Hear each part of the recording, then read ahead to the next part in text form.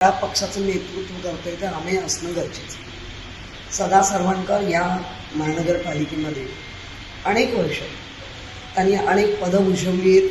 नंतर त्या आमच्याच पक्षातून आमदार झाले, नंतर ते काँग्रेसमध्ये गेले, ते पडले, पुन्हा आमच्यात आले, पुन्हा निवडून आले, पुन्हा पक्ष बदलला, पडले. हा त्यांचा रेकॉर्ड आहे.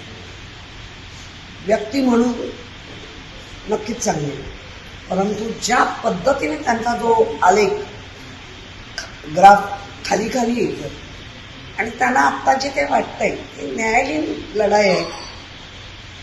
आज जात पडताळणीने हे केली, पुढे अजून बरीच आहे.